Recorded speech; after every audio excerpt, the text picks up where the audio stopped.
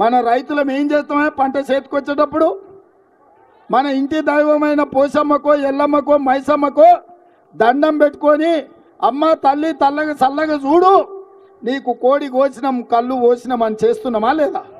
చేయలేదా? మనము బీజేపీ వచ్చి మనకు నేర్పాలా? బీజేపీ వచ్చి మనకు భక్తి గురించి పూజల గురించి చెప్పాలనా?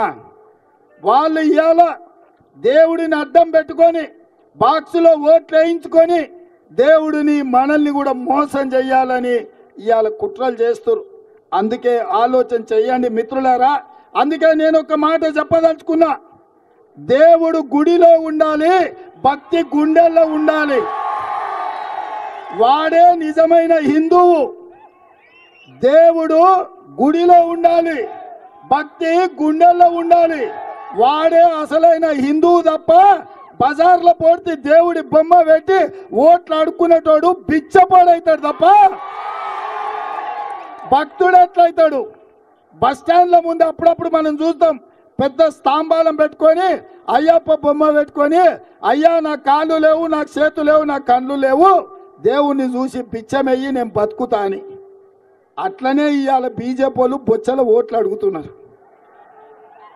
ఇంతకు మించిన దుర్మార్గం, ఇంతకు మించిన హిందూ ధర్మాన్ని వంచడం ఎక్కడైనా ఉంటుందా? అందుకే మిత్రులారా, ఇవాళ మన ధర్మాన్ని కాపాడుకోవాలి, మన రైతులను ఆదుకోవాలి, మన పసుపు బోర్డు తెచ్చుకోవాలి, మన చక్కెర పరిశ్రమ తెరుచుకోవాలి అంటే పెద్దలు జీవనన్న గెలవాలి. మాకందరికీ పెద్దన్న, నాకు ఒక అవకాశం వచ్చి నేను ముఖ్యమంత్రి కావచ్చు, కానీ జీవనన్న మన కుటుంబ పెద్ద, మన సమాజానికి పెద్ద. 40 సంవత్సరాలు ఆదర్శంగా ఉన్న ఒక ప్రజాప్రతినిధి, 40 ఏళ్ళు నీతిగా నిజాయితీగా కడుపు కట్టుకొని రైతుల కోసం, విద్యార్థుల కోసం, నిరుద్యోగ యువకుల కోసం, మహిళల కోసం, మైనార్టీల కోసం, తెలంగాణ సమాజం కోసం పనిచేసిన జీవన్ రెడ్డి గారి ఎన్నికల్లో గెలవకపోతే ఈ సమాజంలో మంచి అనేది చచ్చిపోతుంది. ఈ సమాజంలో మోసపోలే గెలుస్తారు. మొన్న ఈడ ఎట్లయితే వాడిని ఓడించిండ్రో అదే స్ఫూర్తితోని ఈ జీవనన్నను గెలిపించాలి. ఫోన్ ట్యాపింగ్ పైసలన్నీ కూడా ఈడ కాంగ్రెస్ పార్టీ అభ్యర్థి గెలిస్తే ఇక బీఆర్ఎస్ పార్టీ వాళ్ళోడే. కాంగ్రెస్ పార్టీ అభ్యర్థి గెలిస్తే ఈ ఫోన్ ట్యాపింగ్ విషయంలో ప్రభుత్వం ఒత్తిడి తీసుకురావచ్చు. ఫోన్ ట్యాపింగ్ కేసు ఇప్పటికే కాంగ్రెస్ పార్టీ క్లోజ్ చేసింది. ఎవరి నోట్లకి వెళ్ళి ఫోన్ ట్యాపింగ్ ఇష్యూ అసలు ఆ విషయం వస్తలేదు. కథం కథం దుకాణం బంద్ అయిపోయింది వాళ్ళ పరిస్థితి. కాబట్టి దాన్ని మెల్లమెల్లంగా తగ్గించే ప్రయత్నం చేస్తున్నారు. ఇప్పుడు పూర్తిగా తగ్గించారు. కాబట్టి ఇక్కడ కాంగ్రెస్ పార్టీ అభ్యర్థి గెలిస్తే ఈ ఫోన్ ట్యాపింగ్ మొత్తం క్లోజ్ చేయొచ్చు అని ఫోన్ ట్యాపింగ్ ఆరోపణలు ఎదుర్కొంటున్న వ్యక్తులు వాళ్ళ పెద్ద ఎత్తున పైసలు ఖర్చు పెట్టి గెలిచే ప్రయత్నం చేస్తున్నారు.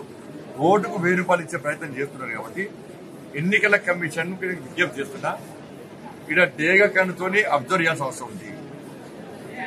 ఈడీ ఇటువంటి ఇతర శాఖలు కూడా విజ్ఞప్తి చేస్తున్నా, ఇక్కడ ఎవడైతే పైసలు వస్తాడో, ఎవరైతే ఫోన్ ట్యాపింగ్ పైసలు పంచితే రేపు తీసుకునే వ్యక్తులు కూడా కేసులు ఎదుర్కొనేటువంటి ప్రమాదం ఉంది. కాబట్టి మనకి ఫోన్ ట్యాపింగ్ పైసలు తెలియదు. కాబట్టి వాళ్ళు అమాయకంగా తీసుకుంటే వాళ్ళు ఇబ్బందులకు గురవుతారు. కాబట్టి ఇది జరగకుండా చూడాల్సిన బాధ్యత ఎన్నికల కమిషన్ అనేది సంబంధిత శాఖల మీద ఉంది. కాబట్టి వెంటనే డేగా కడుతూ చూడాలి.